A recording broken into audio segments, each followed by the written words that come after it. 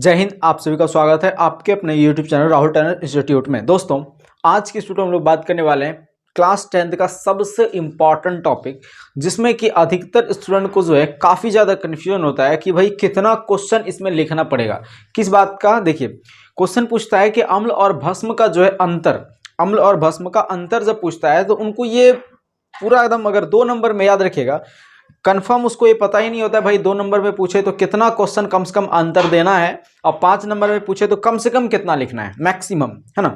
देखिए, जब आपको 2 नंबर में पूछे तो आपको कितना लिखना है और 5 नंबर में पूछे तो आपको कितना लिखना है कि एग्जामिनर आपका एक भी नंबर ना काट सके। ठीक है, तो इस वीडियो को आप अंत तक देखिए और जितने भी इंपॉर्टेंट अंतर हैं, जो डिफरेंट हैं अम्ल और भस्म के बीच, भस्म को ही क्षार कहते हैं, ठीक है, अम्ल और क्षार के बीच पूछे या अम्ल और भस्म के बीच पूछे कोई फर्क नहीं पड़ता है। ठीक है, इतना सा ध्यान रखिएगा। तो ये दोनों के बीच अंतर जो है ये अक्सर एग्जाम में बनता है, बहुत ही इंपॉर्टेंट क्वेश्चन है ये। तो इस वीडियो में हम लोग जो है इसी के बारे में डिस्कस करने वाले हैं और इसका अंतर भी हम लोग यहाँ पहले से लिख लिए हैं ताकि आपको बताने में और आप इसका स्क्रीनशॉट सही से ले सकें, इसका जो है सहूलियत हो सके, इसलिए हम जो है पहले से यहाँ पे नोट डाउन कर लिए हैं। ठीक है, देखिए, अम्ल और भस्म में अंतर समझिए ध्यान से। अम्ल को इंग्लिश में अगर हम लोग कहें तो एसिड कहते हैं, क्या कहते हैं? एसिड। और भस्म को हम अगर कहें तो बेस कहते हैं, बेस।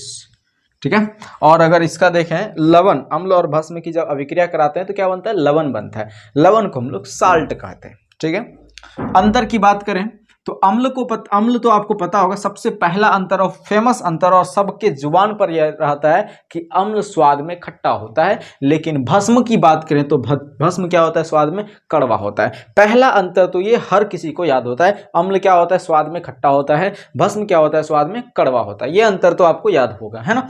दूसरा अंतर देखिए ध्यान से, क्या है? अम्ल जल में घुल करके H+ आयन देता है। अम्ल क्या करता है?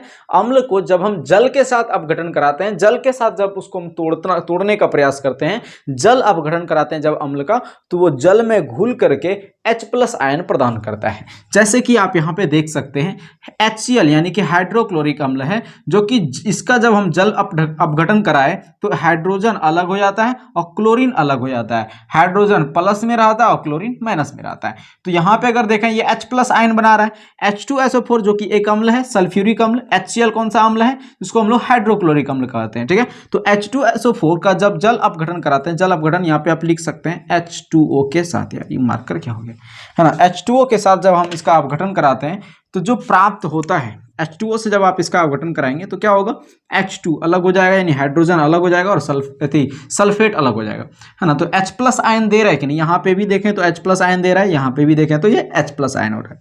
यानी कि अम्ल जो होता है वो अगर जल के साथ अपघटन कराना चाहे तो H+ आयन हमें मिलता है। ठीक है, भस्म के साथ भी देखिए कुछ ऐसा ही सीन है। भस्म जब जल से अपघटन करता है, भस्म जब जल में घुलता है तो वो घुल करके OH- आयन प्रदान करता है। भस्म जल में घुल करके, जल में पूरा एकदम उसके क्या करें, जल के साथ अगर अपघटन कराया जाए भस्म का तो वो जल में घुल करके OH- आयन प्रदान करेगा हमेशा के लिए। वैसे देखिए NaOH, सोडियम हाइड्रा ऑक्साइड, है ना, NaOH, इसको सोडियम ऑक्साइड हाइड्रा नहीं पढ़ेंगे, सोडियम पहले हाइड्रा फिर ऑक्साइड। ठीक है, इसका जब जल से अपघटन कराया गया तो सोडियम अलग हो गया और हाइड्रा ऑक्साइड अलग हो गया, यानी OH- अलग हो गया। पोटेशियम हाइड्रा ऑक्साइड जो कि एक भस्म है, इसका जब हम जल अपघटन कराते हैं तो पोटेशियम अलग, OH- अलग हो गया। तो OH- यहाँ पे क्या कर रहा है? प्रदान कर रहा है जब हम भस्म का जल के साथ अभिक्रिया करा रहे हैं। समझ में आ गया? सॉरी, अभिक्रिया नहीं करा रहे हैं बल्कि वो घुल रहा है, अपघटन कर रहा है ना। अभिक्रिया और उसमें घुलना, ये दोनों बिल्कुल अलग अलग टॉपिक है। ठीक है, चलिए देखिए, तो इतना आपको 2 को याद हो गया कंप्लीट। पहला नंबर बताइए, पहला नंबर क्या था? तो अम्ल भाई भस्म में, और सॉरी अम्ल क्या होता है? स्वाद में खट्टा होता है ना, भस्म स्वाद में कड़वा होता है। दूसरा क्या कि अम्ल जल में घुलकर H+ आयन प्रदान करता है, जैसे कि HCl का जब जल अपघटन कराएं तो H+ और क्या प्लस में Cl- मिलता है, यानी H+ आयन यहाँ पे प्रदान हो रहा है। भस्म की अगर बात करें तो भस्म जल में अपघटित होकर के, जल में घुल करके OH- आयन प्रदान करता है, जैसे पोटेशियम हाइड्रोक्साइड जो कि जल में घुलेगा तो क्या होगा? तो K यानी पोटेशियम अलग हो जाएगा, OH- अलग हो जाएगा, तो OH- आयन प्रदान करता है कौन? भस्म जल में घुल करके। तीसरा प्रकार देखते हैं, सॉरी तीसरा अंतर देखते हैं, क्या है? अम्ल नीले लिटमस पत्र को, याद रखिएगा, नीले लिटमस पत्र को क्या करता है? लाल कर देता है। ये बात यहाँ पे समझने वाला है कि नीला लिटमस पत्र लीजिए और उस पर अगर आप अम्ल डालिएगा तो वो क्या कर देगा, लाल कर देगा। कौन, अम्ल, है ना। लेकिन भस्म की अगर बात करें तो वो लाल लिटमस पत्र लीजिए, उसको क्या कर देगा, ये नीला कर देगा। बस इतना सा अंतर है। अब दोनों में बड़ा कंफ्यूज होता है स्टूडेंट, कहता है कि भाई ये बताइए कि नीले लिटमस पत्र को लाल कर देता है और ये लाल को नीला कर देता है। कई बार स्टूडेंट कंफ्यूज में क्या कर देता है, इसको क्या बता देता है, कहता है कि लाल लिटमस पत्र को नीला बना देता है कौन, अम्ल, और नीले लिटमस पत्र को लाल कर देता है कौन, भस्म। इसमें बड़ा कंफ्यूजन होता है ना। तो याद रखिएगा, छोटा सा एक ट्रिक है, आप एक टू लाइन याद रखिएगा, अनीला, एक वर्ड याद रखिएगा बस, अनीला, है ना, अनीला, और अ से क्या हो गया भाई, अम्ल, नी से नीला, नी से नीला, और ला से लाल। अब यहां पे समझिए, अम्ल नीला, नीला यानी क्या, नीला लिटमस पत्र, है ना, और लाल यानी अम्ल नीले लिटमस पत्र को लाल करता है। याद रखना है आपको, अनीला खाली याद रखना, अनीला, अम्ल नीले लिटमस पत्र को लाल करता है। अब बताइए, अम्ल जब नीले को लाल कर रहा है तो भस्म क्या करेगा, लाल को नीला करेगा। इतना तो आप लॉजिक लगा सकते हैं ना। ठीक है, चलिए अगला देखिए आप, चौथा नंबर, अम्ल का पीएच मान अगर देखा जाए वो 7 से कम होता है। पीएच मान अब क्या है, तो पीएच मान क्या होता है, ये किसी भी पदार्थ की अम्लीयता और क्षारीयता को पता लगाने के लिए कार्य करता है। पीएच स्केल के मदद से इसका पता लगाया जाता है। किसी भी पदार्थ की अगर अम्लीयता मान लेते हैं कि पीएच स्केल में 7 से कम आ रहा है तो उसको हम बोलेंगे अम्ल है। ये क्या है, ये पदार्थ कैसा है, अम्लीय पदार्थ है। और अगर किसी पदार्थ का पीएच मान पीएच स्केल में 7 से अधिक आ रहा है, 7 से अधिक आ रहा है तो बोलेंगे ये पदार्थ क्षार है। और अगर बराबर 7 के आ रहा है तो बोलेंगे यह पदार्थ ना तो क्षार है ना तो अम्ल है, अर्थात ये उदासीन है। समझ में आ गया। तो भाई अम्ल क्या होता है भाई, अम्ल का पीएच मान 7 से कम होता है।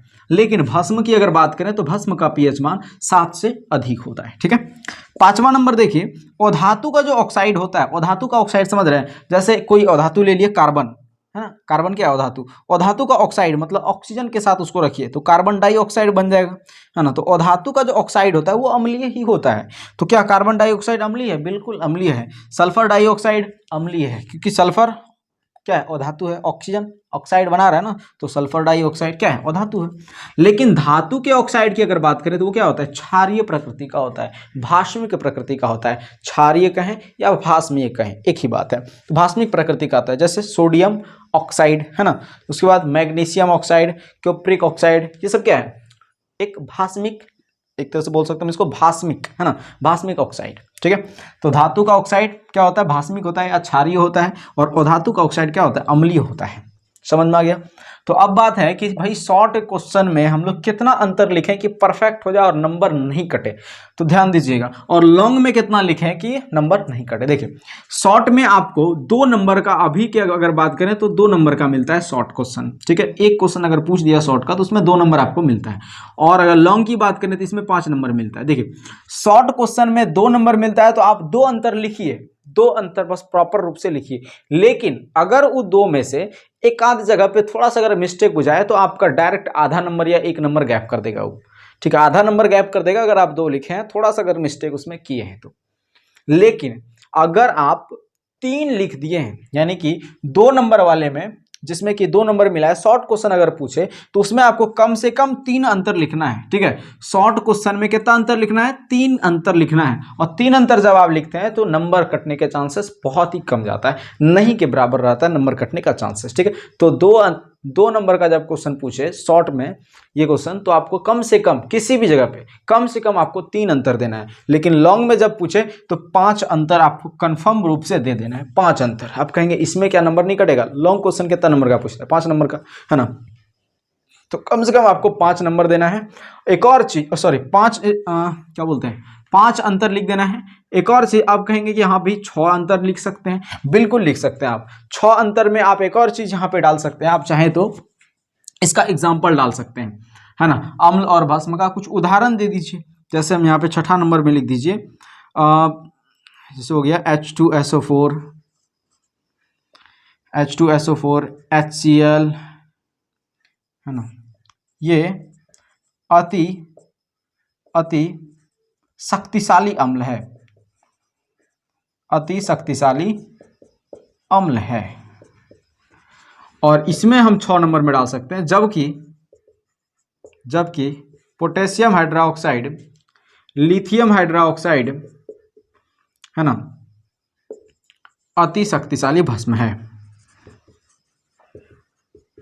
एक और है सोडियम हाइड्रोक्साइड, है ना, सोडियम हाइड्रोक्साइड अति शक्तिशाली भस्म है। ठीक है, इधर भी एक तो छूट रहा है H2SO4 HCl और एक कौन सा रहता है भाई। ठीक है, तो आप दो को कोई दिक्कत नहीं, दो टो ही डाल सकते हैं बहुत ही आसान से। ठीक है, तो ये हो गया 6 टो। आप अगर 6 टो पिन अप कर देते हैं तो बहुत ही आसानी से आपका एक भी नंबर नहीं कटेगा। उम्मीद करता हूं आपको अम्ल और भस्म से संबंधित सारा डाउट क्लियर हो गया होगा। तो आप चाहें तो इसका एक यहाँ से स्क्रीनशॉट ले सकते हैं। मिलते हैं हम लोग तब अगले वीडियो में, तब तक के लिए जय हिंद, जय भारत।